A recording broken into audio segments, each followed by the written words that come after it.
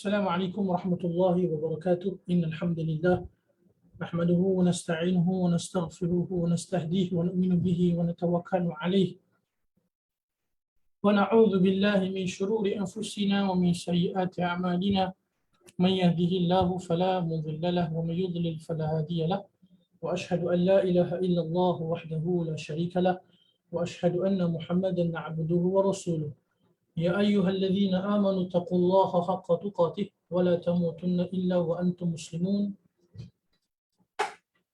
يا أيها الناس اتقوا ربكم الذي خلقكم من نفس واحدة وخلق منها زوجها وبث منهما رجالا كثيرا ونساء، واتقوا الله الذي تساءلون به والأرحام إن الله كان عليكم رقيبا. يا أيها الذين آمنوا اتقوا الله وقولوا قولا سديدا يصلح لكم أعمالكم ويغفر لكم ذنوبكم، ومن يطع الله ورسوله فقد فاز فوزا عظيما. أما بعد، فإن أصدق الحديث كتاب الله، وخير الهدي هدي محمد صلى الله عليه وسلم، وشر الأمور محدثاتها، فإن كل محدثة بدعة وكل بدعة ضلالة وكل ضلالة في النار، أو كما قال النبي صلى الله عليه وسلم. Alhamdulillah, hadirin tuan-tuan puan-puan yang dirahmati Allah Subhanahu wa taala, kita bersyukur kepada Allah Subhanahu wa taala atas segala nikmat yang Allah Subhanahu wa taala kurniakan kepada kita, nikmat iman, nikmat Islam, nikmat dipermudahkan dapat lagi bersama-sama memulakan ataupun mengisi waktu pagi kita dengan hadiri majlis ilmu. Semoga Allah Subhanahu wa taala senantiasa menetapkan hati-hati kita semua dalam ketaatan, insya-Allah. Semoga tuan-puan semua dalam keadaan sihat dan afiat. Pada masa yang sama, semoga segala urusan kita sama ada di dunia, lebih-lebih lagi ke akhirat, Allah Subhanahu wa taala permudahkan, insya-Allah taala. Semoga tuan-puan semua dalam keadaan sihat. Hari ini 1 Jamadil Tsani ataupun Jamadil Akhir 1443 Hijriah. Kalau ikut kalender saya dekat phone ni 1 Jamadil Akhir tuan-puan ni 1443 Hijriah. Kalau dekat kalender tuan-puan 2 Jamadil Akhir, nak 2 dah. 2 Jamadil Akhir 1443 Hijriah. Begitu masa cepat berlalu hadirin ya. Kita dah berada di awal Jamadil Akhir. Insya-Allah taala berbaki tak sampai 100 hari lagi ataupun lebih kurang 3 bulan lebih kurang, insya-Allah kita akan bertemu dengan bulan suci Ramadan al-Mubarak. Semoga Allah Subhanahu wa taala memudahkan kita hidup lagi di bulan Ramadan pada tahun ini, dan bermasa yang sama semoga Allah Subhanahu wa taala juga memberikan kita kemudahan, kekuatan dapat menghidupkan amalan saleh di dalamnya. Allahumma sallim lana Ramadan wa sallim Ramadan lana wa tasallamhu minna mutaqabbala. Semoga Allah Subhanahu wa taala memudahkan kita, berikan kita keselamatan semua, insya-Allah. Dan ketika ini tuan-puan sepatutnya kita kena berusaha untuk bersama-sama membuat persiapan menyambut tetamu kita yang sangat utama, tetamu yang sangat istimewa, iaitu bulan Ramadan al-Mubarak. Semoga Allah memberikan kita kekuatan, insya-Allah. Baik, hadirin yang dirahmati Allah, pada pagi ini insya-Allah kita akan bersama-sama berkongsi berkaitan dengan kaedah yang terakhir dalam perbahasan kita berkaitan dengan qawaid Quraniyah, iaitu kaedah yang ke-50 tuan-tuan. Kaedah yang ke-50 berkenaan tentang qawaid Quraniyah. Sekejap saya buka saya punya slide tuan-tuan. Nah, pagi ini dah kaedah yang ke-50, kaedah yang terakhir. Begitu cepat masa berlalu tuan-tuan ni, dah yang ke-50 dah yang kita kongsikan. Semoga pertemuan-pertemuan kita diberkahi oleh Allah Subhanahu wa taala, dan pada masa yang sama kita berharap pada Allah semoga Allah Subhanahu wa taala memberikan kita kekuatan dapat mengamalkan apa yang kita pelajari, terutamanya saya lah yang berkongsi dengan tuan-tuan. Tuan-tuan doakan saya semoga tuan-tuan juga beroleh ilmu yang bermanfaat, insya-Allah. Baik, kaedah yang terakhir, kaedah yang ke-50, satu potongan ayat dinukilkan oleh Dr. Umar hafizahullah dalam kitab beliau Qawaid Quraniyah, daripada ayat surah Al-Isra ayat yang ke-9. A'udzubillahi minasyaitanirrajim. إن هذا القرآن يهدي للتي هي أقوم ويبشر المؤمنين الذين يعملون الصالحات أن لهم أجرا كبيرا. Yang bermaksud sesungguhnya Al-Quran ini memberi petunjuk ke jalan yang paling lurus dan memberi khabar gembira kepada orang yang beriman yang mengerjakan kebaikan bahawa mereka akan mendapat pahala yang besar. Pahala yang besar. Baik. Hadirin yang dirahmati Allah SWT, Al-Syekh Dr. Umar Hamzahullah Ta'ala menutup kitab beliau tuan-tuan, Qawaid Quraniyah ni, dengan kaedah ni. Sebagai satu bentuk harapan, dalam mukaddimah kaedah ni beliau sebutkan semoga ia menjadi satu sebab orang-orang yang beriman pada Allah Subhanahu Wa Taala bertambah keyakinannya dengan kalamullah, kebesaran Al-Quran ini yang pastinya sesuai dengan setiap zaman dan juga tempat. Kemudian beliau nukilkan dua ayat dalam surah Al-Isra. Hadirin yang dirahmati Allah, ayat yang pertama yang kita bacakan sebentar tadi, ayat yang ke-9, inna hadzal qur'ana yahdi lillati hiya aqwam wa yubashshirul mu'minina alladhina ya'maluna as-salihati anna lahum ajran kabira.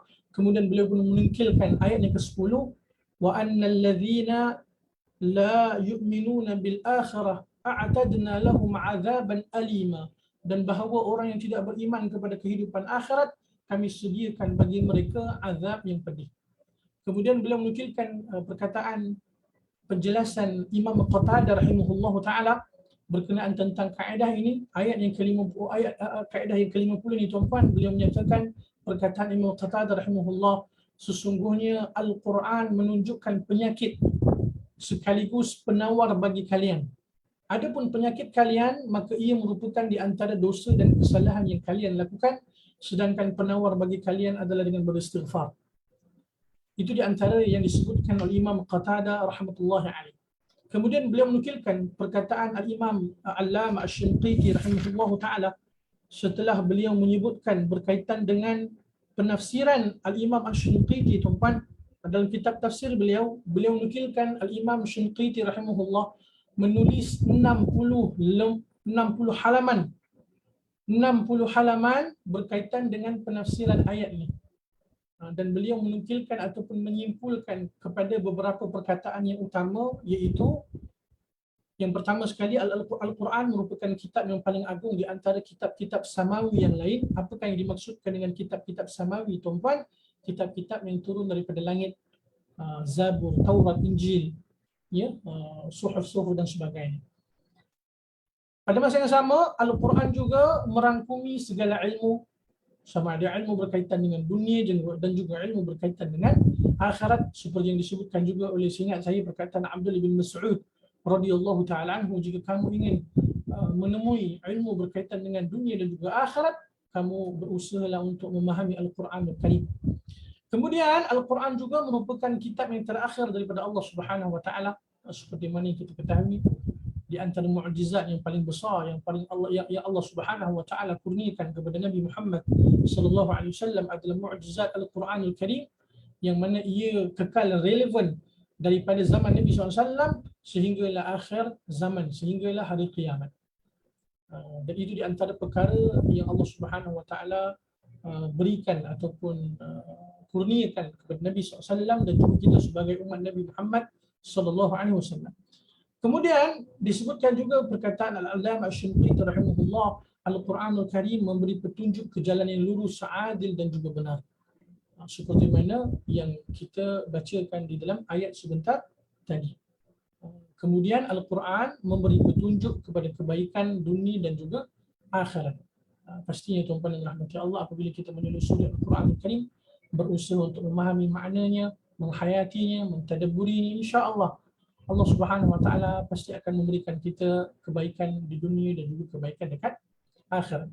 Hadirin yang dirahmati dan dikasihi Allah Subhanahu Wa Taala, bila mana kita melihat ayat yang dinukilkan oleh Dr. Umar hafizahullah taala berkaitan dengan wa yubashshirul mu'minina alladhina ya'maluna as-salihat anna lahum ajran kabira.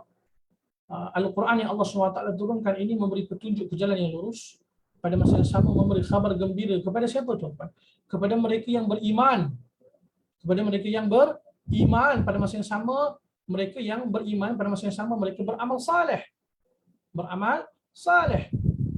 Allah SWT janjikan mereka dengan pahala yang besar.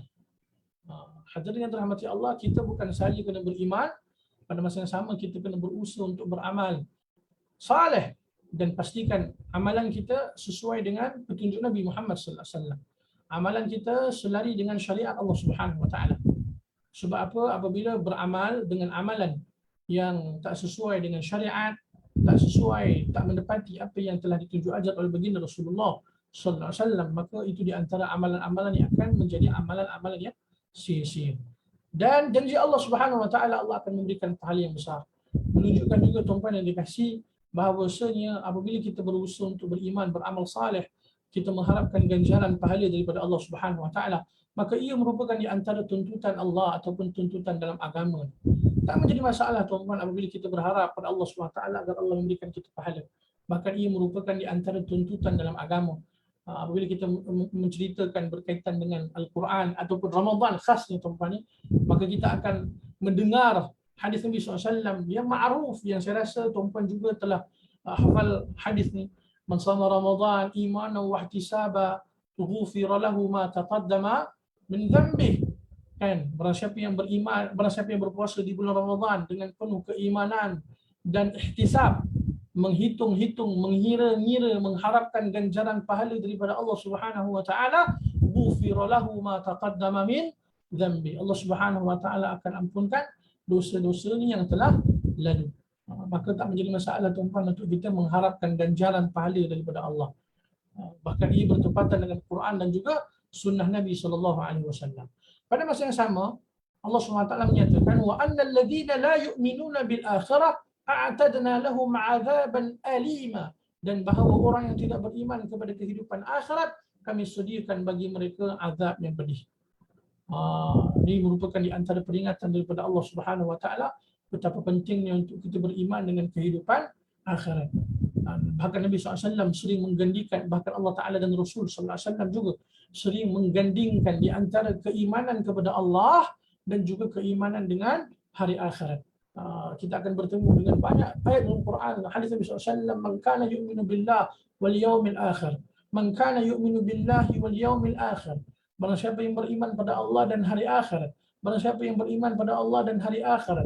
Allah Ta'ala sering menggandingkan beriman dengan Allah dan juga beriman dengan hari akhirat. Kalau kita hidup dekat dunia ni tuan-tuan yang dirahmati Allah Ta'ala, dalam keadaan kita mengetahui kita beriman bahawasanya kehidupan kita dekat dunia merupakan kehidupan yang sangat singkat. Kehidupan yang tak lama pun tuan-tuan, kehidupan yang terlalu sedikit berbanding kehidupan akhirat, kehidupan yang sangat panjang, kehidupan yang kekal selama-lama ni. Ada satu perkongsian tuan-tuan yang sangat berbekas kepada hati saya.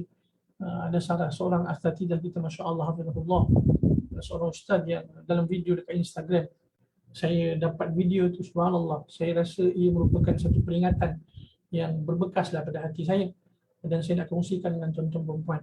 Dikatakan ataupun ustaz tu ingatkan kepada kita dalam video, isi kandungan video tersebut, dia kata apa? Tuan-tuan perempuan, dia kata lebih kurang, ya, sampai bila kita nak terlalu sibuk dengan kehidupan urusan dunia ni, dalam keadaan kita ketahui kehidupan kita dekat dunia kehidupan yang sementara, kehidupan yang sangat singkat. Berapa banyak dah masa kita, kehidupan kita dekat dunia, umur kita dekat dunia yang telah kita habiskan untuk kesibukan dunia. Sedangkan dalam keadaan kita tahu kita hanya memiliki waktu baki umur yang sangat sedikit. Adakah dalam keadaan baki umur yang sangat sedikit itu kita nak habiskan lagi, kita nak sibukkan lagi dengan urusan dunia? Kemudian diberikan perumpamaan tuan-tuan, contohlah kita dah berumur 40 tahun sebagai contoh. Kita dah berumur 50 tahun. Saya tak berikan contoh tuan-tuan, saya berikan contoh saya sendiri. Umur dah 30 tahun lebih, saya berumur 33 tahun tuan-tuan. 33 tahun dah. Dalam keadaan umur dah 33 tahun ni, berapa banyak masa disibukkan dengan urusan dunia. Dalam keadaan kita tak tahu berapa lagi baki masa kehidupan kita dekat dunia ni. Kalau kita nak kira umur Nabi SAW, ada riwayat menyebutkan Nabi wafat dalam keadaan Nabi berumur 63 tahun. Itu pun tuan-tuan kalau kita kira ikut kalau ikut hijrah lebih daripada itu. Sebagai contoh kan. Maka umur lebih kurang kalau saya tuan-tuan 30 tahun, 33 tahun, maka lebih kurang 30 tahun lagi. Allahu akbar. Tak lama dah tuan-tuan yang dirahmati Allah. Begitu cepat masa 33 tahun yang saya telah lalui dekat kehidupan kat dunia ni. Yang kita telah lalui ikut umur kita hadirin. Berapa banyak masa dah. Kemudian berapa banyak masa yang telah kita sibukkan untuk kehidupan akhirat. Kita kena muhasabah diri kita. Kemudian pada masa yang sama, bagaimana persiapan kita untuk menghadapi kehidupan akhirat yang lebih panjang tuan-tuan. Yang terlalu panjang, bahkan kekal abadi. Allahu Akbar. Bila diingatkan berkenaan tentang perkara itu tuan-tuan yang dirahmati Allah Ta'ala, betapa pentingnya niat yang baik dalam kehidupan kita kan. Apa jua amalan, perbuatan yang kita lakukan tuan-tuan, pastikan kita usahakan untuk semata-mata kerana Allah SWT. Maka ia akan menjadi satu amalan ataupun maka ia akan dikira sebagai ibadah di sisi Allah Subhanahu wa taala. Pada masa yang sama apabila kita menyelusuri kisah para sahabat Nabi radhiyallahu taala anhum ajma'in, para sahabiah, bagaimana kehebatan mereka tuan-tuan, bagaimana keimanan mereka kepada Allah Subhanahu wa taala. Subhanallah, sangat menakjubkan. Sungguh ajaib tuan-tuan ni. Sebab itu kita usaha untuk sama-sama menelusuri kehidupan para sahabat Nabi, para sahabiah radhiyallahu taala anhum ajma'in. Baik. Hadirin yang dirahmati Allah, ada beberapa petunjuk daripada kaedah ini yang diberikan oleh Dr. Umar hafizahullah taala. Yang pertama sekali, Al-Quran memberi petunjuk kepada jalan yang lebih lurus dalam mengatur keseimbangan antara zahir dan batin manusia, antara akidah dan juga amalan serta perkara-perkara yang lain. Pastinya Al-Quran tuan-tuan, kalau kita nak mengetahui petunjuk yang lurus, kita kena kembali kepada Al-Quran. Pada masa yang sama juga, Al-Quran juga memberikan petunjuk bahawa kita juga kena berpegang dengan sunnah Nabi SAW. Itu juga di antara petunjuk daripada kaedah ini juga hadirin. Sebab Al-Quran juga merupakan hadis Nabi SAW juga merupakan di antara wahyu daripada Allah Subhanahu Wa Taala. Yang Allah Subhanahu Wa Taala juga pelihara sehingga hari kiamat. Hadirin yang dirahmati Allah, Al-Quran Allah pelihara sehingga hari kiamat. Begitu juga hadis Nabi SAW, Allah SWT pelihara sehingga hari kiamat. Buktinya apa tuan-tuan? Buktinya perjuangan para ulama hadis menjelaskan kepada kita berkenaan tentang hadis-hadis Nabi SAW. Di sana ada panduan-panduan bagaimana untuk kita berkenalan ataupun bagaimana untuk kita mengetahui hadis Nabi SAW yang sahih ataupun hadis Nabi SAW yang tidak sahih. Itu pun di antara bukti dan dalil menunjukkan hadis Nabi SAW pun Allah Subhanahu Wa Taala pelihara. Adanya perjuangan para ulama daripada zaman salafun salih bahkan sehingga kini, bahkan sehingga akhir zaman ni tuan-tuan, menjelaskan kepada umat betapa pentingnya untuk berpegang dengan hadis Nabi SAW. Ya, Al-Quran juga memberi petunjuk dalam ibadah. Begitu juga hadis Nabi SAW. Bagaimana untuk kita beribadah, ada di sana petunjuk daripada Quran dan juga sunnah Nabi SAW. Sebab apa saya ingatkan perkara itu tuan-tuan dalam penjelasan berkaitan dengan kaedah ini yang terakhir? Sebab di akhir zaman ini tuan-tuan, berapa ramai di antara manusia yang terpengaruh dengan pemikiran-pemikiran yang kononnya hanya berpegang dengan Al-Quran semata-mata. Pada masa yang sama meninggalkan hadis Nabi SAW. Hadirin, kesan yang paling bahaya apabila pemikiran-pemikiran ini disebarkan pada masa yang sama dipegang oleh umumnya manusia-manusia yang mungkin jauh daripada ilmu ataupun jauh daripada kefahaman yang benar tuan-tuan. Kesan dia apa tuan-tuan? Ke arah meninggalkan hadis Nabi SAW, lebih teruk lagi tuan-tuan ke arah meninggalkan Nabi SAW. Seterusnya ke arah lebih teruk lagi tuan-tuan dirahmati Allah, tidak beriman dengan Nabi SAW. Ini di antara perkara-perkara yang sangat berbahaya tuan-tuan. Kalau tuan-tuan pernah bertemu dengan golongan-golongan begitu halus, begitu kita katakan liciknya jarum iblis terhadap mereka dan juga melalui mereka, mulut-mulut mereka tuan-tuan, sehingga mana cuba untuk meragukan umat ni dengan hadis-hadis Nabi SAW. Ada persoalan-persoalan yang ditujukan kepada kita tuan-tuan yang dirahmati Allah berkaitan dengan tujuan ataupun di antara cara mereka untuk meracuni pemikiran ke arah menafikan, tidak percaya dengan hadis-hadis Nabi SAW. Di antara persoalannya apa tuan-tuan? Diletakkan keraguan kepada para sahabat Nabi sebagai contoh. pada masa yang sama diletakkan keraguan kepada para imam-imam hadis, muhaddithin, para ulama yang berjuang meriwayatkan hadis. Sehingga ada di antara mereka juga cuba untuk meragukan tuan-tuan ni, meletakkan satu bentuk keraguan pemikiran bagaimana mungkin hadis yang sahih. Lebih turut lagi tuan-tuan, ada juga di kalangan yang digelar agamawan meletakkan ataupun menyebarkan satu bentuk perkataan yang mengatakan bahawa hadis-hadis Nabi SAW itu bersifat sangkaan semata-mata. Wala haula wala quwwata illa billah. Apabila pemikiran-pemikiran macam ini disebarkan tuan-tuan, maka ia merupakan perkara yang sangat berbahaya. Kesan dia sangat berbahaya. Habislah agama ni tuan-tuan bila mana hadis-hadis Nabi SAW ditinggalkan. Bagaimana untuk kita beribadah dengan benar? Bagaimana untuk kita mengerjakan ibadah salat, masalah? Bagaimana untuk kita mengerjakan ibadah haji dan sebagainya apabila kita tidak merujuk berpegang dengan hadis-hadis Nabi SAW? Akhirnya apa tuan-tuan? Habislah agama, rosaklah agama dengan pemikiran golongan-golongan seperti ini. Maka kita kena berhati-hati, jangan terpengaruh, usahakan untuk mendampingi ahli ilmu, rujuk para ulama yang benar tuan-tuan yang dirahmati Allah, bertanya dengan mereka, usahakan untuk kita berusaha mempelajari Quran dan sunnah Nabi SAW, didik diri kita, biasakan diri kita beramal dengan ilmu, atas dasar ilmu, dalil Quran dan sunnah Nabi SAW, supaya apa tuan-tuan? Supaya setiap amalan kita berkualiti, supaya amalan kita Allah Subhanahu Wa Taala terima. Sebab amalan ni tuan-tuan dirahmati Allah, kita perlu ketahui ada di sana syarat-syarat diterimanya amalan kita. Al-Quranul Karim menyatakan bahawa Allah Taala menerima ataupun Allah Taala menguji kita, di antara kita siapakah yang terbaik amalnya. Allazi khalaqal, dalam suratul Mulk ayat yang kedua, allazi khalaqal mauta wal hayata liyabluwakum ayyukum ahsanu amala. Allah Taala menguji, Allah Taala menciptakan kematian dan kehidupan untuk menguji di antara kalian siapakah di antara kalian yang terbaik, yang lebih baik amalannya. Kekanda saya Ustaz Yusuf pun setengah dalam kelas tuan-tuan kan, tuan-tuan bermaklum di antara kuliah Ustaz Yusuf Arba'in hafizahullah adalah berkaitan dengan tadabbur suratul Mulk. Tuan-tuan boleh rujuk kuliah beliau menjelaskan berkaitan dengan ayat yang kedua tadi, tentang betapa pentingnya untuk kita beramal dengan amalan yang terbaik. Apa di antara amalan yang terbaik, ciri-ciri amalan yang terbaik? Amalan yang ikhlas dan juga amal yang sesuai dengan petunjuk syariat, petunjuk Nabi Muhammad SAW. Dan pastinya tuan-tuan untuk kita ketahui, nak tak nak kita kena belajar, kita kena menuntut ilmu. Kita kena beri masa untuk belajar menuntut ilmu ni. Jika tidak tuan-tuan dirahmati Allah, maka amalan-amalan kita mudah tergelincir kepada amalan-amalan yang tak benar. Wallahu musta'an. Kemudian Al-Quran juga memberi petunjuk dalam hubungan sesama manusia, sama ada berbentuk individu sesama individu, pemerintah dan rakyat, seterusnya perkara yang lain. Hadirin yang dirahmati Allah Ta'ala, Al-Quranul Karim hidayah, Masya Allah. Cuma terpulang kepada kita sama ada kita nak berusaha untuk memahaminya, mentadabburinya, menghayatinya, menyelusurinya, insya Allah kita akan dapat manfaat.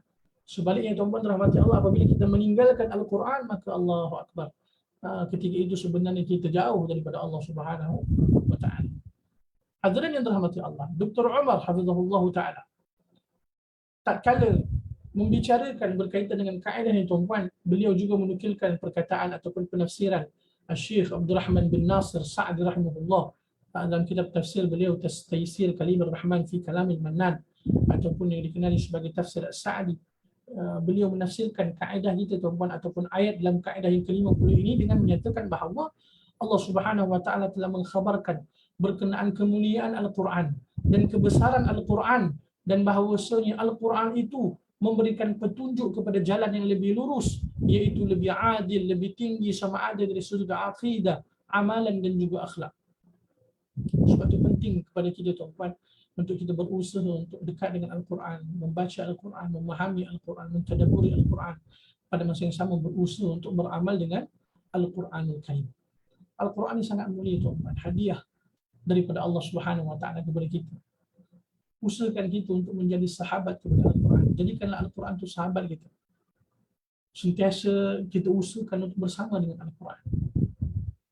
Ya, apabila kita jauh daripada Quran, apabila kita tak baca Quran sebagai contoh, kita rasa lain. Apabila kita tak memahami Al-Quran, tak mentadabbur Al-Quran, kita rasa jiwa rasa macam tak sempurna tu, Masya Allah. Okay?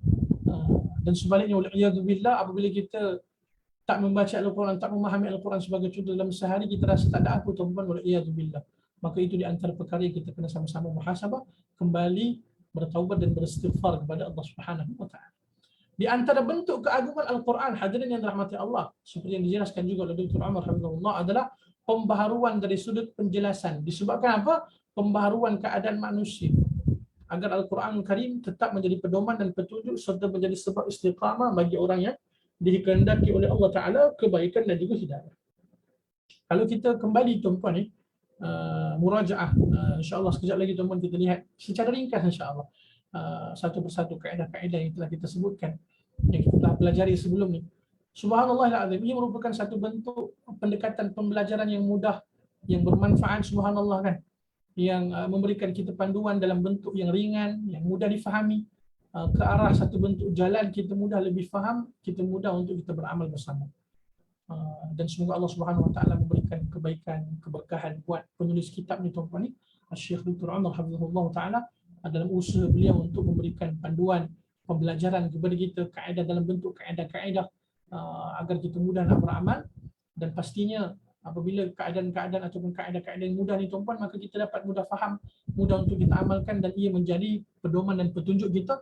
Dan semoga kita menjadi di antara hamba Allah yang Allah Ta'ala kehendaki hidayah, dan semoga kita dapat istiqamah dengan petunjuk dan juga panduan daripada Al-Quranul Karim. Kemudian, tuan-tuan rahmati Allah Ta'ala, akhir sekali, beberapa kesimpulan yang dinukilkan daripada kitab Qawaid Quraniyah itu, di antaranya adalah Al-Quran adalah kitabullah dan kalamullah, yang merupakan di antara mukjizat terbesar Rasulullah sallallahu alaihi wasallam. Subhanallahil azim, tuan-tuan, Al-Quran ni subhanallah hidayah, petunjuk, penawar bagi hati, ya Allah, ubat bagi segala penyakit-penyakit, sama ada penyakit zahir maupun batin. Dan pada masa yang sama, ia merupakan di antara mukjizat yang paling besar yang Allah Taala berikan kepada Rasul sallallahu alaihi wasallam. Sehingga kini, tuan-tuan, mukjizat Al-Quran bahkan sehingga hari kiamat. Al-Quran adalah kitabullah yang mengandungi petunjuk ke jalan yang lurus. Seperti mana yang sering kita ingatkan pada diri saya terutama, tuan-tuan, Al-Quran Allah SWT turunkan, syahr Ramadan alladhi unzila fihi al-Quran hudan linnas wa bayyinatin minal huda wal furqan. Al-Quran itu hidayah, Al-Quran itu adalah kitab hidayah yang Allah Ta'ala turunkan ketika di bulan Ramadan. Al-Quran Allah Ta'ala turunkan di bulan Ramadan sebagai petunjuk kepada manusia, sebagai penjelas kepada manusia agar mereka dapat bezakan di antara kebenaran dan juga kebatilan. Kita pun timbulkan persoalan, macam mana kita nak jadikan Al-Quran petunjuk, tuan-tuan, hidayah, penjelasan kepada kita untuk kita bezakan di antara kebenaran dan juga kebatilan apabila kita tidak memahaminya. So kita kena berusaha untuk memahami Al-Quran, tingkatkan diri kita dengan Al-Quran, tuan-tuan. Ya, hubungan kita dengan Al-Quran. Ramadan dah dekat, tuan-tuan ni. Jangan tunggu di bulan Ramadan baru kita nak dekat dengan Al-Quran, jangan. Daripada sekarang, bahkan daripada sebelum ni, tuan-tuan, bahkan setiap hari kita kena usahakan untuk membuat persiapan bertemu dengan Ramadan Al-Mubarak. InsyaAllah di bulan Ramadan kita akan lebih rancak, kita akan lebih gigih, kita akan lebih gencar dengan Al-Quran Al-Karim, insyaAllah. Kemudian Al-Quran merupakan kitab penawar dan hiburan buat orang yang beriman dalam menjalani kehidupan di dunia.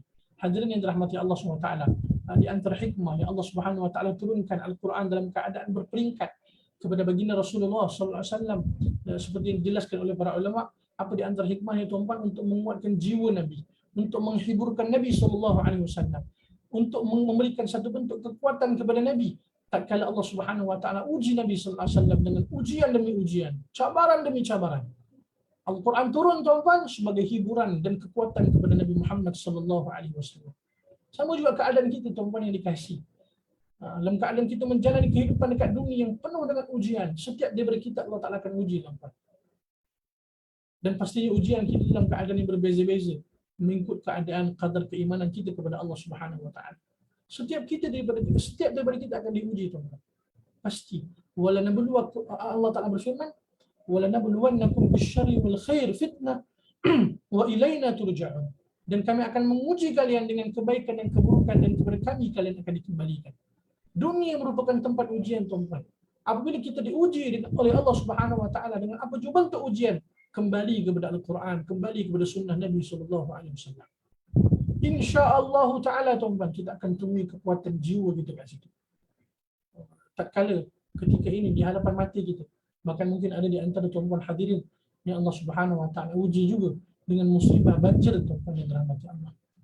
Macam-macam perkongsian yang dikongsikan oleh rakan-rakan kita yang bersama membantu dengan kerja-kerja kebajikan yang tuan-tuan, ini macam-macam keadaan. Jemaah-jemaah yang pergi bergerak untuk membantu kan, membantu memudahkan segala urusan, membersihkan, memberikan sumbangan dan sebagainya. Subhanallahil azim.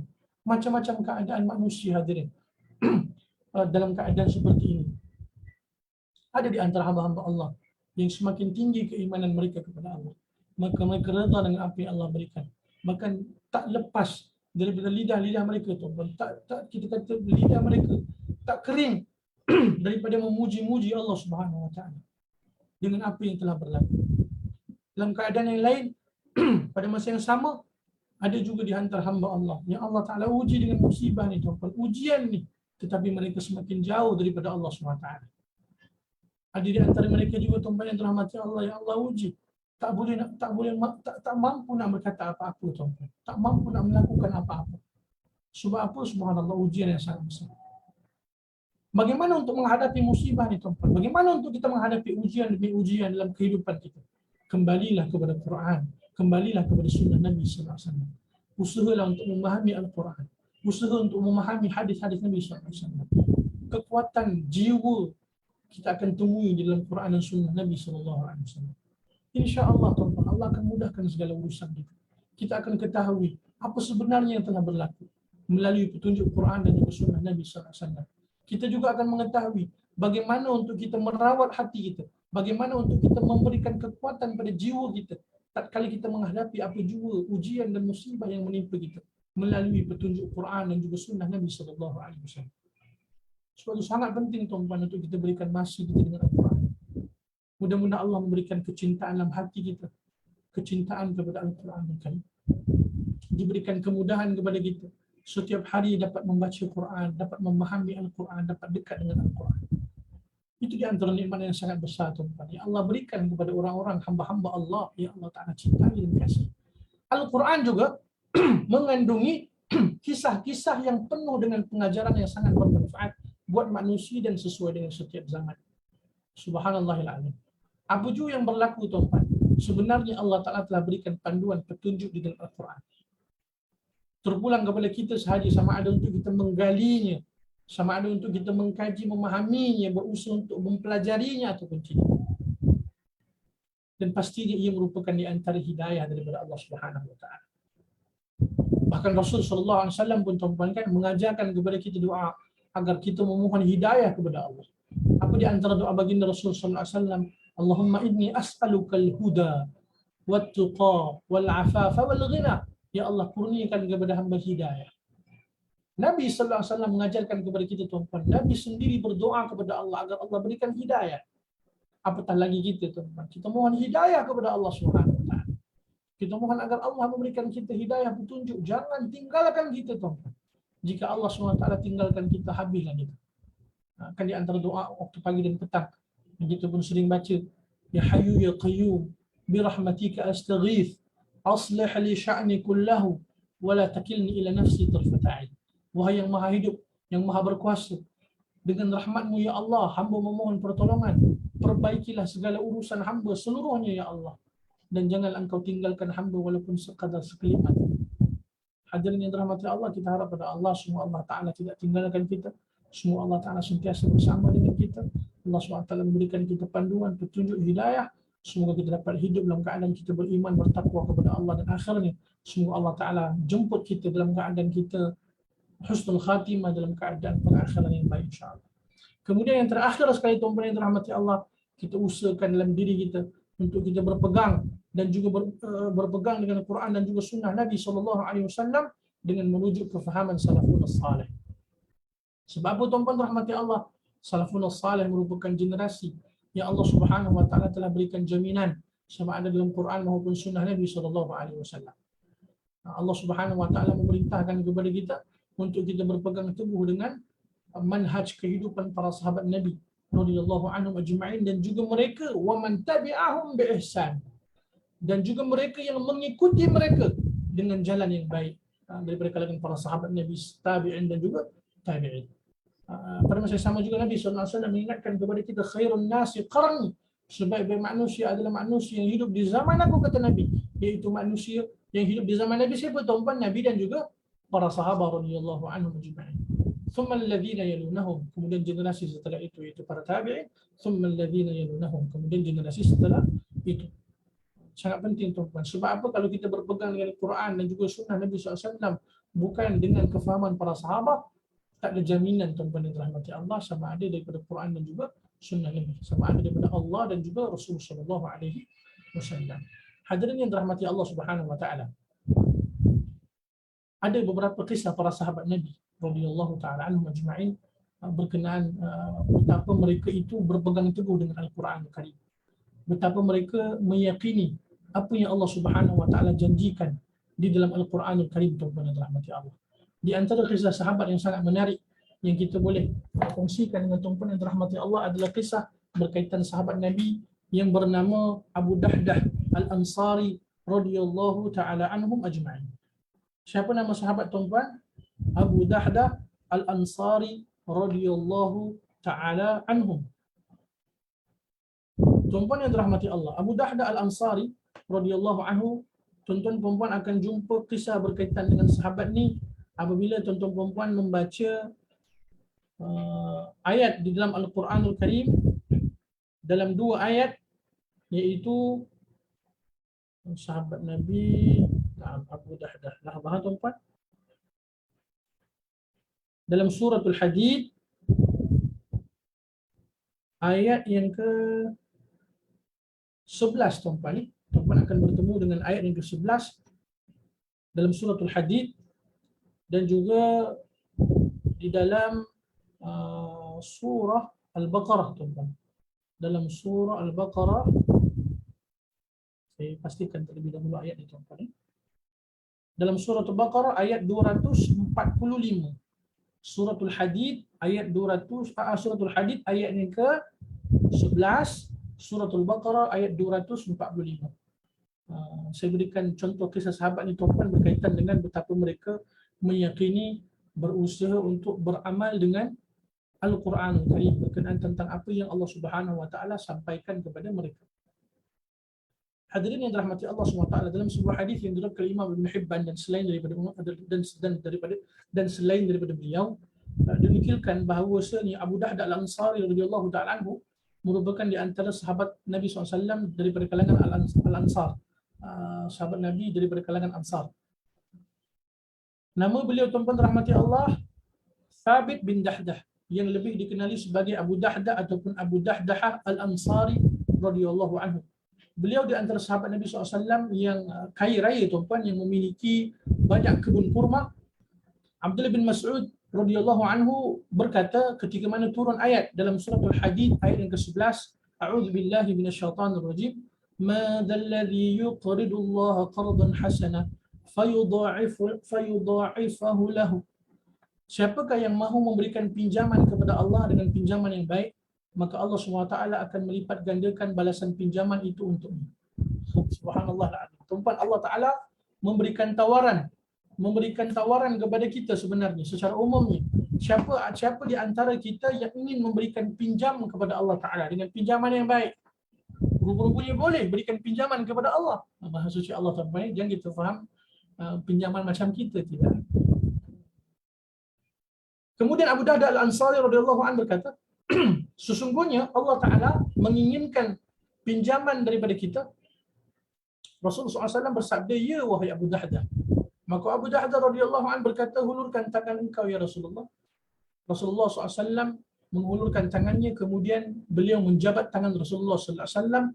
Lalu Abu Dahdah Al-Ansari radhiyallahu anhu berkata, sesungguhnya kupinjamkan kebunku yang terdapat di dalamnya 600 pohon kurma kepada Rabbku. Allahu Akbar. Dan isteriku ketika itu tinggal di dalamnya, tuan-tuan. Maka ia pergi kembali ke kebunnya, lalu dia menyatakan kepada isterinya, wahai Ummu Dahdah, ya Ummu Dahdah. Kemudian isteri tuan-tuan Ummu Dahdah menjawab, labbaik ya Abu Dahdah. Ku penuhi panggilanmu wahai suamiku. maka ia berkata, keluarlah daripada kebunku, keluarlah daripada kebun ini, sesungguhnya kebun ini telah kupinjamkan kepada Rabbku. Disebutkan dalam riwayat yang lain, tuan-tuan rahmati Allah, tatkala isterinya mendengar ucapannya, tuan-tuan dan puan, agak-agak apa respon kepada apa respon yang diberikan oleh Ummu Dahdah Al-Ansari radhiyallahu anha. Kan, tuan-tuan ataupun puan-puan, kalau kita lah kembali pada isteri kita, masalah sebagai contoh, tuan-tuan, kemudian kita katakan kepada isteri kita, wahai isteriku, abang telah infakkan ataupun abang telah pinjamkan sekian-sekian harta intinya itu Allah Subhanahu Wa Taala. Kan, ataupun perempuan, bila mana suami perempuan kembali jumpa perempuan, suami perempuan kata, wahai isteriku, sesungguhnya abang telah berikan, korbankan, pinjamkan untuk Allah sekian-sekian harta. Agak-agak apa respon kita? Agak-agak apa respon isteri kita? Ya, masing-masing jawab, tuan-tuan, ya. Tapi isteri kepada Abu Dahdah, iaitu Ummu Dahdah, yang merupakan para sahabiah mukminah jalilah radhiyallahu taala anha, apa jawapannya, tuan-tuan rahmati Allah? Apa responnya? Beliau kata apa? Rabihal bai' ya Abu Dahdah.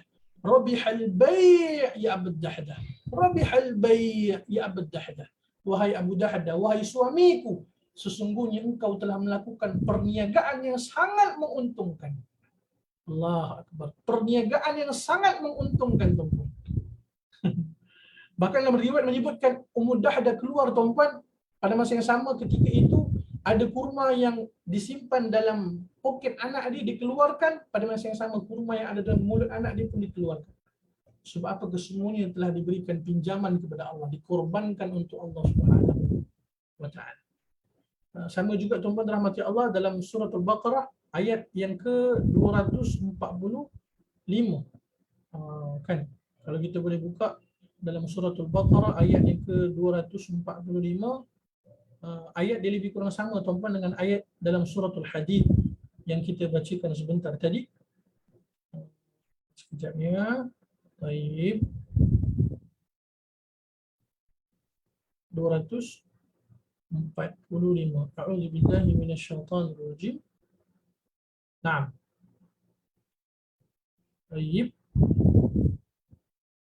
ماذا الذي يقرض الله قرضا حسنا فيضاعفه له أضعافا كثيرة والله يقبض ويبسط وإليه ترجعون. Maksudnya apa, tuan-tuan rahmati Allah? Siapakah orang yang mahu memberikan pinjaman kepada Allah sebagai pinjaman yang baik, ya ikhlas, supaya Allah melipat gandakan balasannya dengan berganda-ganda banyaknya.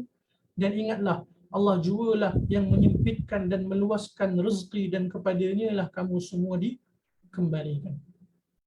Subhanallahil azim. Tuan-tuan rahmati Allah, Abu Dahdah Al-Ansari radhiyallahu anhu telah memberikan pinjaman kepada Allah dengan hartanya, dengan kebunnya yang mempunyai 600 pohon kurma, tuan-tuan. Pada masa yang sama juga Allah Taala kurniakan Abu Dahdah ni radhiyallahu anhu dengan isteri yang salihah, mukminah, sahabiyah jalilah, Ummu Dahdah Al-Ansari radhiyallahu anha, yang merupakan di antara sahabiyah yang beriman kepada Allah dan juga Rasul sallallahu alaihi wasallam. Pada masa yang sama, tuan-tuan rahmati Allah Taala, tatkala ada beberapa bentuk riwayat, cuma saya ringkaskan, Abu Dahdah Al-Ansari radhiyallahu anhu wafat tatkala peristiwa peperangan Uhud. Seperti yang disebutkan oleh Abdullah ibn Amir. Beliau berkata, Thabit bin Dahdah ataupun Abu Dahdah Al-Ansari radhiyallahu anhu wafat tatkala peristiwa peperangan Uhud. Kemudian ketika mana Rasul sallallahu alaihi wasallam melihatnya, tuan-tuan rahmati Allah Taala, maka Rasul sallallahu alaihi wasallam bersabda, kam min 'idqin ridah li Abi Dahdah fil jannah. Alangkah banyaknya pohon kurma di syurga milik Abu Dahdah Al-Ansari radhiyallahu taala anhu. Sebab apa, tuan-tuan? Beliau mengorbankan, memberikan pinjaman kepada Rabbul Alamin, Allah Azza wa Jalla, dengan kebun miliknya, tuan-tuan. Dan Allah Subhanahu wa taala memberikan adha'afan katsira, balasan yang berlipat ganda kepada Abu Dahdah Al-Ansari radhiyallahu taala anhu. Dan semoga Allah Subhanahu wa taala memudahkan kita semua, insya-Allah, dapat meneladani, mengikuti apa yang telah ditunjuk ajar oleh baginda Rasulullah sallallahu alaihi wasallam dan juga para sahabat radhiyallahu taala anhum ajma'in. Itu kisah berkaitan dengan Abu Dahdah Al-Ansari radhiyallahu anhu. Kemudian tuan-tuan rahmati Allah, satu kisah lagi kita nak kongsikan berkaitan dengan kefahaman ataupun betapa para sahabat Nabi, para sahabiah ni apabila mereka mendengar bacaan Al-Quran, apabila mereka mempelajari Al-Quran, mereka berusaha untuk beramal dengannya. Kisah berkaitan dengan sahabat Nabi yang bernama Julaibib radhiyallahu taala anhu. Siapa nama sahabat ni tuan-tuan? Julaibib radhiyallahu taala anhu, yang diriwayatkan memilih berjihad dan beliau seorang sahabat Nabi yang merindukan syahid di jalan Allah Subhanahu wa taala. Tuan-tuan yang dirahmati Allah, Julaibib radhiyallahu taala an merupakan di antara sahabat Nabi yang Nabi sallallahu alaihi wasallam sangat kasihi. Walaupun dalam keadaan Julaibib bukanlah seorang sahabat Nabi yang kaya raya, beliau di antara sahabat Nabi yang miskin tuan-tuan. Bahkan diriwayatkan beliau juga memiliki rupa paras yang bukanlah seorang yang handsome, tetapi Nabi SAW sangat kasihi beliau radhiyallahu anhu. Dalam keadaan beliau tak berkahwin lagi tuan-tuan, maka beliau pun rasa segan dan malu untuk meminang anak-anak perempuan di kalangan para sahabat sebab beliau rasa rendah diri. Bahkan di antara bentuk keutamaannya tuan-tuan rahmati Allah Ta'ala, Rasulullah sallallahu alaihi wasallam sendiri yang meminangkan isteri buat Julaibib radhiyallahu taala anhu. Seperti mana yang disebutkan dalam riwayat tuan-tuan rahmati Allah. Baik. Satu ketika Rasulullah SAW ingin ataupun melamar salah seorang puteri sahabat Ansar. Rasulullah SAW pergi ke rumah sahabat Ansar tadi, kemudian Nabi kata, nikahkanlah putrimu. Maka para sahabat tadi tuan-tuan rahmati Allah apabila mendengar ucapan Nabi SAW, maka tanpa berfikir panjang beliau menerima tawaran daripada Nabi SAW. Kemudian Nabi SAW kata apa? Aku meminang putrimu bukan untuk diriku, tetapi aku meminangnya untuk Julaibib radhiyallahu taala. Mendengar ucapan tersebut tuan-tuan, maka sahabat tadi berkata, "Ya Rasulullah, izinkan saya untuk bermesyuarat terlebih dahulu dengan isteri saya." Izinkan saya untuk berbincang terlebih dahulu dengan isteri saya tentang lamaran ini. Maka sahabat tadi pun bertemu dengan isterinya tuan-tuan yang dirahmati Allah. Maka isteri dia kata apa? Apalah orang akan kata jika putriku dinikahi oleh Julaibib? Bagaimana keadaan keluarga saya sebagai contoh kan? Dan Julaibib bukan seorang yang senang tuan-tuan, kaya raya ataupun terpandang. Maka akhirnya tuan-tuan rahmati Allah Subhanahu wa taala, tatkala mereka tengah berbincang tu tuan-tuan, isteri dia tak setuju dengan apa yang dibawa oleh suaminya. Pada masa yang sama, perbincangan mereka didengari oleh puteri mereka tuan-tuan. Anak perempuan mereka dengar berkenaan tentang perbincangan di antara mereka berdua. Perempuan agak-agak, apa respon anak perempuannya? Ya, adakah terima ataupun tolak perempuan ni? Maka apa kata anak perempuan mereka tuan-tuan yang dirahmati Allah Subhanahu wa taala? Siapakah yang telah meminangku wahai ayah? Maka ibu ayahnya pun cerita tuan-tuan, Rasulullah SAW pinang kamu untuk Julaibib radhiyallahu taala anhu. Maka jawab puteri mereka, apakah kalian menolak perintah Rasulullah sallallahu alaihi wasallam? Tidakkah kalian mendengar firman Allah Subhanahu wa taala dalam suratul Ahzab ayat yang ke-36? Suratul Ahzab ayat yang ke-36, a'udzu billahi minasyaitonir rajim. وَمَا كَانَ لِمُؤْمِنٍ وَلَا مُؤْمِنَةٍ إِذَا قَضَى اللَّهُ وَرَسُولُهُ أَمْرًا إِذَا قَضَى اللَّهُ وَرَسُولُهُ أَمْرًا أَن يَكُونَ لَهُمُ الْخِيَرَةُ إِذَا قَضَى اللَّهُ وَرَسُولُهُ أَمْرًا أَن يَكُونَ لَهُمُ الْخِيَرَةُ مِنْ أَمْرِهِمْ.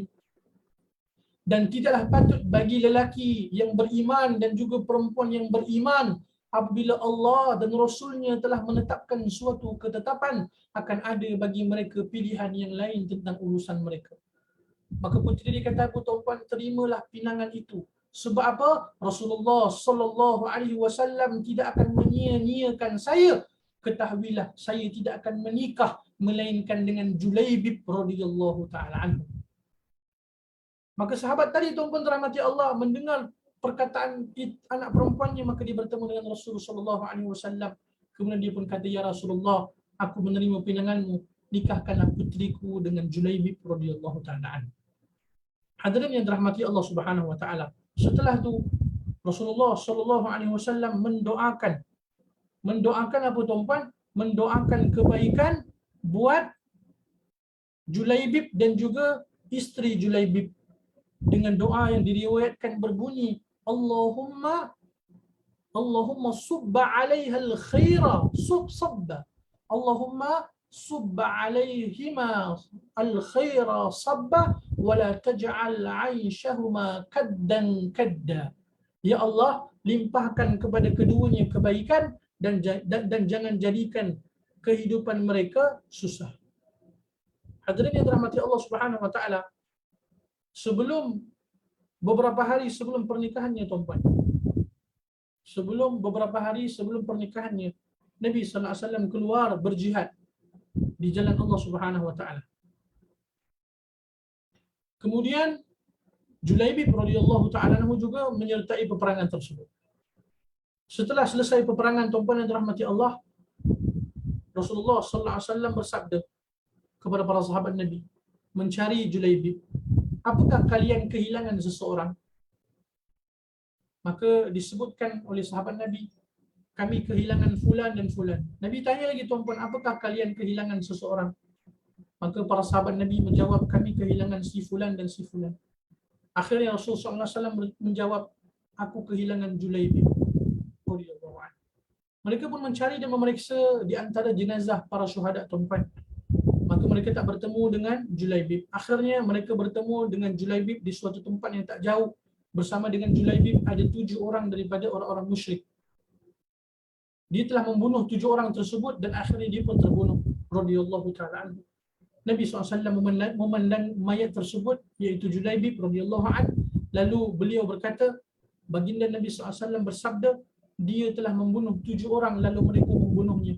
Dia telah membunuh 7 orang lalu mereka membunuhnya. Dia daripada golongan aku dan aku daripada golongan dia. Dan Rasulullah SAW meletakkan jenazah Julaibib radhiyallahu ta'ala anhu di bahu Nabi, tuan-tuan, dan Rasulullah SAW memerintahkan mereka agar menggali tanah untuk mengebumikannya.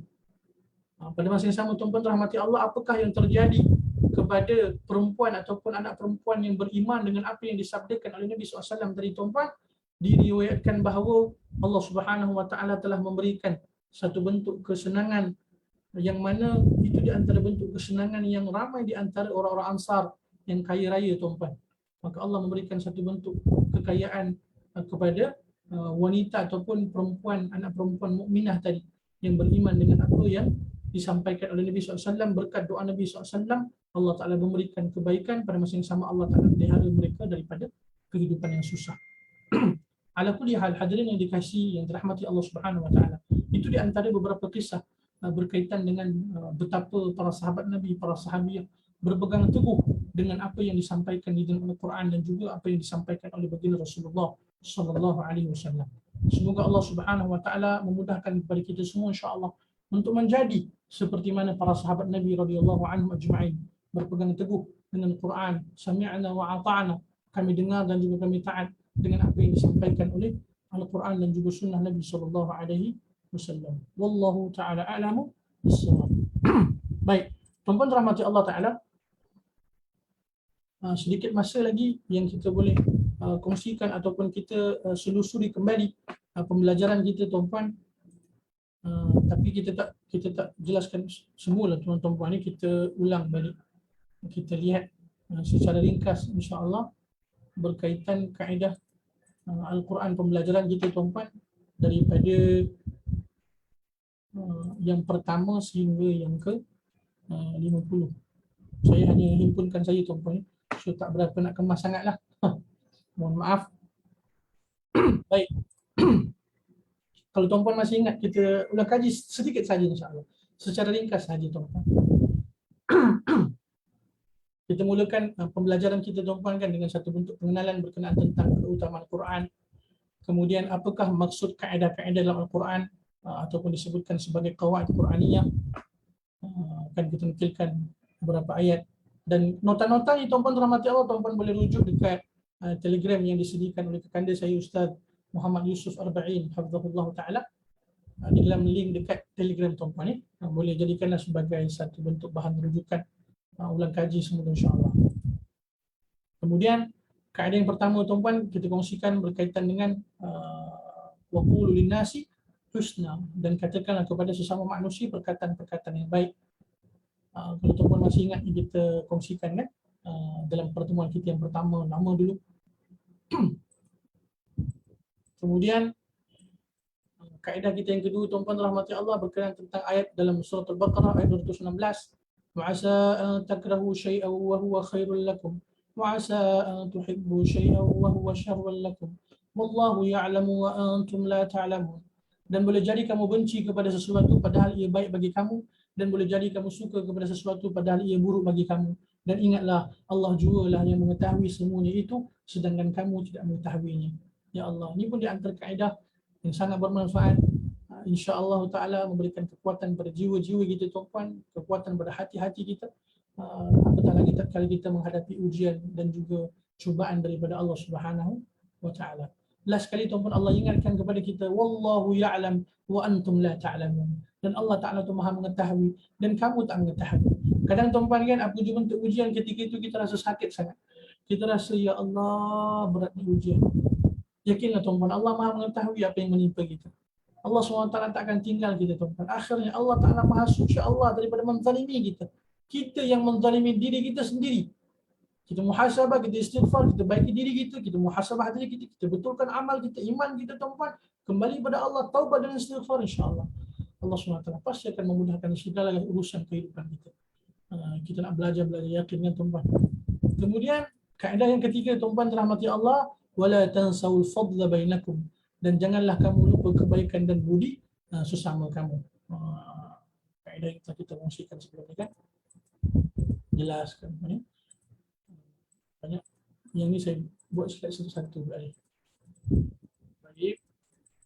Kemudian kaedah yang keempat tuan-tuan dalam surah Al-Qiyamah ayat 14 hingga 15, balil insanu ala nafsihi basirah walau alqa ma'adhirah. Bahkan manusia menjadi saksi terhadap dirinya sendiri dan walaupun dia mengemukakan alasan-alasannya. Akhirnya tuan-tuan kita akan menjadi saksi diri kita kan. Allahu Akbar. Kaedah yang keempat. Kemudian kaedah yang kelima, ni kita mengkaji sekali secara sepintas selalu tuan-tuan. Kaedah yang kelima yang dinukilkan daripada surah Taha ayat yang ke-61, wa qad khaba man iftara, dan sesungguhnya orang yang berdusta tetap hampa dan kecewa. Ya. Kaedah yang kelima. Kemudian kaedah yang keenam, insya-Allah, yang dinukilkan daripada firman Allah SWT dalam surah An-Nisa ayat yang ke-128, wa in imra'atun khafat min ba'liha nushuzan aw i'radan fala junaha 'alayhima an yusliha bainahuma sulha was-sulhu khair wa uhdirat al-anfus ash-shuh wa in tuhsinu wa tattaqu fa inna Allaha kana bima ta'maluna khabira. Kaedah yang keenam tuan-tuan merupakan di antara potongan ayat wasulhu khair, dan perdamaian itu lebih baik bagi mereka. Ya? Perdamaian itu lebih baik bagi mereka. Panjang tuan-tuan. Jadi tuan-tuan insya-Allah kita boleh sama-sama menelusurinya. Tuan-tuan boleh mengkaji bersama insya-Allah. Kisah-kisah sahabat Nabi, kesimpulan pengajaran. Kemudian kaedah yang ketujuh tuan-tuan rahmati Allah, potongan ayat daripada surah At-Taubah, ma'alal muhsinina min sabil. Tidak ada alasan apapun untuk menyalahkan orang-orang yang melakukan kebaikan. Kemudian kaedah yang ke-8, wala taziru waziratun wizra ukhra. Seseorang yang berdosa tidak akan memikul dosa orang yang lain. Kan? Kita menjelaskan ini pengenalan, makna kaedah, bentuk-bentuk kaedah. Ini semua kita boleh sama-sama nanti tuan-tuan boleh ulang kaji insya-Allah. Baca bersama kesimpulan pengajaran. Kemudian kaedah yang ke-9, macam sama ni tadi. Saya dah copy paste benda yang sama. Afwan. 6. Kaedah yang ke-10, Dalam suratul Hajj ayat 40 hingga 41, wala yansurannallahu man yansur. Allah pasti akan menolong orang yang menolong agamanya. Janji Allah Subhanahu wa taala kepada kita tuan. Janji Allah Subhanahu wa taala kepada orang yang menolong agama Allah, Allah Subhanahu wa taala pasti akan menolongnya. Kita ada jelaskan itu. Mana kaedah, bentuk-bentuk aplikasi kaedah, kesimpulan. Kaedah yang ke-11, wala yuflihu as-sahiru haitsu ata. Sedangkan ahli sihir itu tidak akan menang di mana sahaja mereka berada. Kita kongsikan berkenaan tentang bahaya sihir, tentang kisah Nabi Musa AS menghadapi ahli sihir Fir'aun. Bahaya sihir, sihir merupakan di antara perbuatan syirik kepada Allah SWT. Ya, maksud kaedah, peringatan buat semua pengajaran tuan-tuan. Kemudian kaedah yang ke-12, inna akramakum 'indallahi atqakum. Sesungguhnya orang yang paling mulia di antara kamu di sisi Allah adalah orang yang paling bertakwa kepada Allah. Kaedah yang ke-13, aba'ukum wa abna'ukum la tadruna ayyuhum aqrabu lakum an-naf'a. Tentang orang tua kamu dan anak-anak kamu, kamu tidak mengetahui siapa di antara mereka yang lebih baik manfaatnya bagi kamu. Kaedah yang ke-13. Kaedah yang ke-14, فإن لم يستجيبوا لك فاعلم أنما يتبعون أهواءهم. Maka jika mereka tidak menjawab tentanganmu, maka ketahuilah bahawa mereka hanyalah mengikuti keinginan mereka. Ini Allah Ta'ala cerita di antara apa tuan-tuan?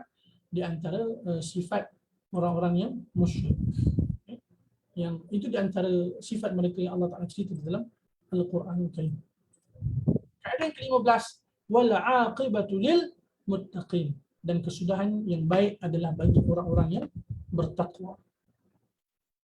Kaedah yang ke-16, qul la yastawil khabithu wat tayyib. Katakan wahai Muhammad, tidaklah sama yang buruk dengan yang baik. Kaedah ke-17, inna khaira man ista'jarata al-qawiyyul amin. Sesungguhnya orang yang paling baik yang engkau ambil sebagai pekerja pada kita ialah orang yang kuat dan yang dipercayai. Ciri-ciri pemimpin yang baik tuan-tuan. Kemudian kaedah yang ke-18, wala yahiqul makru sayyi'u illa bi ahli. Rancangan yang jahat itu hanya akan menimpa orang yang merancangnya sendiri. Kembali kepada mereka yang merancang keburukan tadi. Ya. Kaedah yang ke-19, walakum fil qisasi hayah. Dan dalam qisas, hukum qisas itu ada jaminan kehidupan bagi kamu. Dijelaskan berkaitan dengan hukum qisas, berkaitan dengan jenayah. Kemudian kaedah yang ke-20, wa man yuhinillahu fama lahu min mukrim. Barang siapa yang dihinakan Allah, tidak ada seorang pun yang akan memuliakannya. Kaedah yang ke-20. Kaedah yang ke-21, ya ayyuhalladzina amanu taqullaha wa kunu ma'as sadiqin. Wahai orang-orang yang beriman, bertakwalah kepada Allah dan bersamalah kamu dengan orang-orang yang benar. Kemudian kaedah yang ke-22 tuan-tuan, innahu man yattaqi wa yasbir fa innallaha la yudhi'u ajral muhsinin. Dalam surah Yusuf ayat yang ke-90. Maka sesungguhnya Allah tidak menyia-nyiakan pahala orang yang berbuat kebaikan. Kaedah yang ke-23, wa'tul buyuta min abwabiha. Masukilah rumah-rumah dari pintu-pintunya. Juga di antara kaedah yang sangat bermanfaat yang telah kita kongsikan sebelum ini. Kemudian kaedah yang ke-24, walladzina jahadu fina lanahdiyannahum subulana. Surah Al-Ankabut ayat 69. Dan orang-orang yang berjihad untuk mencari keridaan kami akan tunjukkan kepada mereka jalan-jalan kami. Keutamaan bagi mereka yang melakukan kerja da'wah ilallah, mereka yang bermujahadah, berjihad di jalan Allah Subhanahu wa taala. Kemudian kaedah yang ke-25, wama nursilu bil ayati illa takhwifa. Dalam surah Al-Isra ayat 59. Dan kami tidak mengirimkan tanda-tanda itu melainkan untuk menakut-nakuti. Ya Allah. Peringatan daripada Allah Subhanahu wa taala tuan kan. Tanda-tanda Allah ingatkan kita sebelum terjadinya musibah, bala daripada Allah. Kemudian kaedah yang ke-26, ya ayyuhalladzina amanu in ja'akum fasiqun binaba'in fatabayyanu. Dalam surah Al-Hujurat ayat yang ke-26, ayat yang ke-6. Wahai orang beriman, jika seseorang yang fasik datang kepada kamu membawa sesuatu berita, maka telitilah kebenarannya. Kaedah yang ke-27, Wa ma tazakka fa innama yatazakka li nafsihi. Dan barang siapa menyucikan dirinya, sesungguhnya dia menyucikan diri untuk kebaikan dirinya sendiri. Kaedah yang ke-28, wala tabkhasun nasa asya'ahum. Sempurnakanlah takaran ataupun ukuran dan timbangan dan jangan kamu merugikan orang sedikit pun. Yang ke-29, tuan-tuan, wallahu a'lamu bi'a'daikum dalam surah An-Nisa ayat 45, dan Allah lebih mengetahui tentang musuh-musuh kamu. Kemudian seterusnya, tuan-tuan rahmati Allah Ta'ala, kaedah yang ke-30, wa may yatawakkal 'ala Allah fa huwa hasbuh. Ya Allah, dan barang siapa bertawakal kepada Allah, nescaya Allah akan memberikan, mencukupkan keperluannya. Semoga Allah mudahkan kita semua, insya-Allah.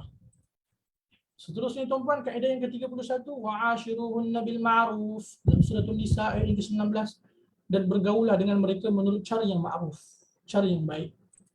Pergaulan, panduan dalam bermuamalah dalam urusan rumah tangga, kan? Kaedah yang ke-32, wala yukhlifullahu wa'dah. Padahal Allah Ta'ala tidak akan menyalahi janji-janji Allah. Innaka la tukhliful mi'ad. Allah Ta'ala sekali-kali tidak akan melanggar janji Allah. Kemudian kaedah yang ke-33 dalam surah Al-Qasas ayat 77, wabtaghi fima atakallah wabtaghi fima atakallahu ad-darul akhirah wa la tansa nasibaka minad dunya. Dan carilah pahala negeri akhirat dengan apa yang telah dianugerahkan Allah kepada kamu, tetapi janganlah kamu lupakan bahagian kamu di akhirat, di dunia. Panduan daripada Allah. Kemudian yang ke-34, wala tarda 'ankal yahud walan nasara hatta tattabi'a millatahum. Dan orang-orang Yahudi dan Nasrani tidak akan redha kepada kamu wahai Muhammad sebelum engkau mengikuti agama mereka. Kaedah yang ke-35, wa idza sa'alaka 'ibadi 'anni fa inni qarib dalam surah Al-Baqarah ayat 186. Dan apabila hamba-hambaku bertanya kepadamu wahai Muhammad tentang aku, maka sesungguhnya aku dekat. Ya Allah, ini pun di antara kaedah yang sangat bermanfaat, tuan-tuan. Kemudian seterusnya, kaedah yang ke-36, fattaqullaha mastata'tum. Maka bertakwalah kamu kepada Allah menurut kesanggupan kamu. Ya. Kaedah yang ke-37, fastaqim kama umirtu. Maka tetaplah kamu, maka istiqamahlah kamu wahai Muhammad di jalan yang benar.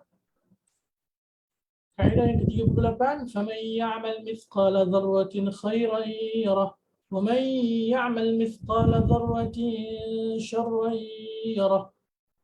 Dalam surah Al-Zalzalah ayat 7 hingga ke-8, maka barang siapa yang mengerjakan kebaikan seberat zarrah, nescaya dia akan melihat balasannya.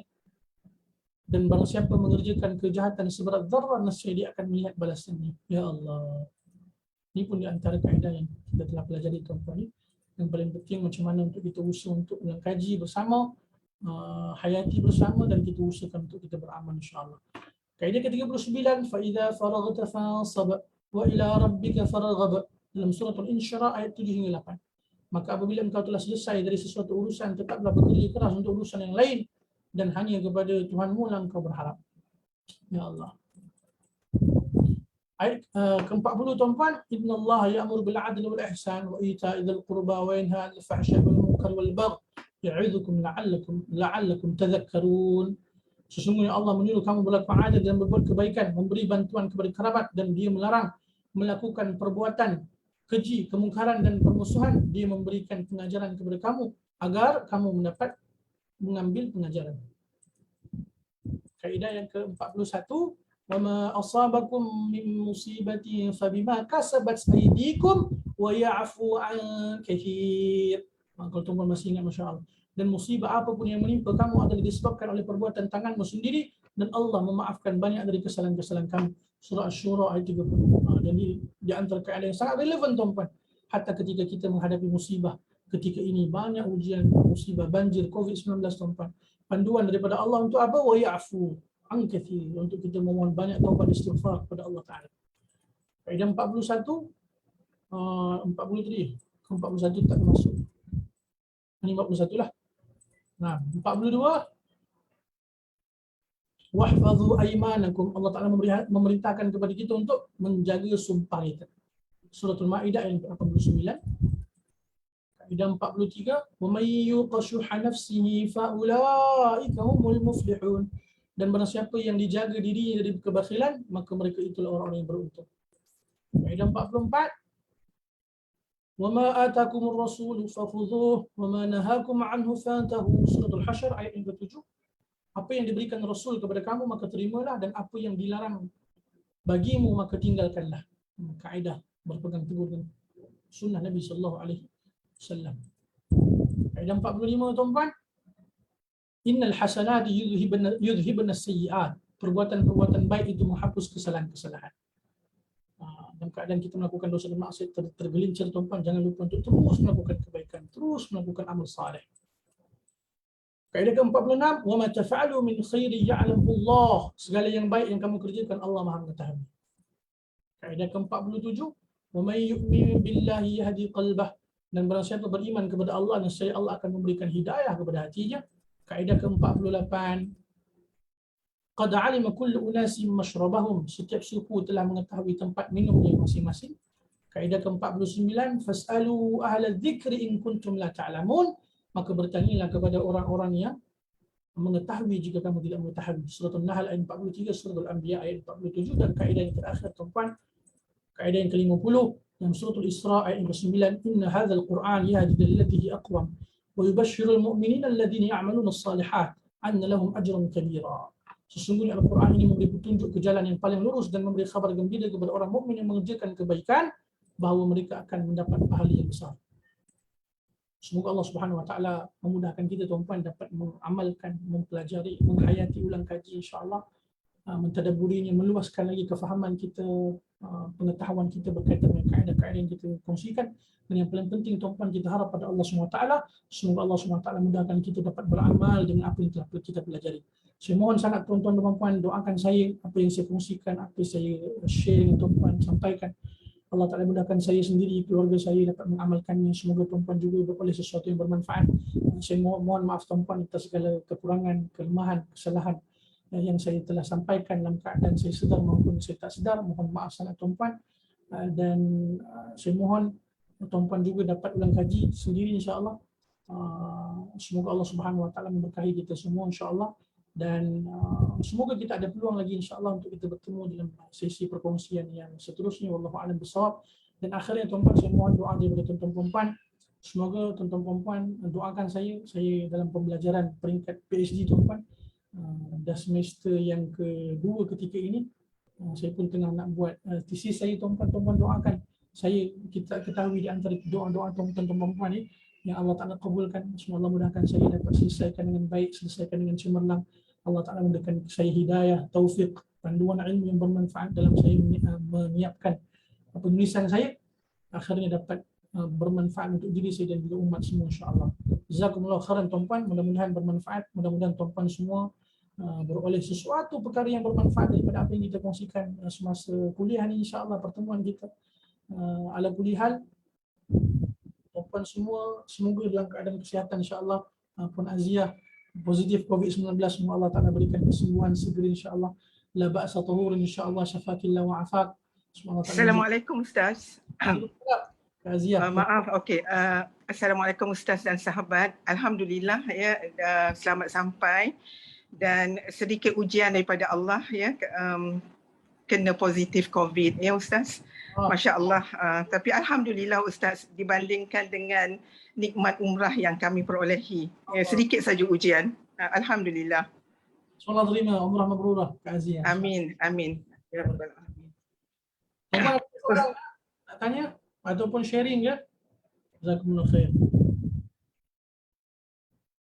Ada persoalan tuan-puan berkaitan dengan kaedah ni ke? Ataupun ada sharing ke tuan-puan ni? Di pertemuan kita yang terakhir untuk kawan Quraniyah ni. Wallahu a'lam bishawab. Semoga ada peluang untuk kita bertemu lagi dalam sesi yang akan datang insya-Allah. Wallahu a'lam bishawab. Ada persoalan tuan-puan? Ustaz nak tanya, dalam Al-Quran ini saja ke kaedahnya ataupun ada kaedah-kaedah lain lagi? Ada banyak kaedah-kaedah. Ada banyak. Ada banyak.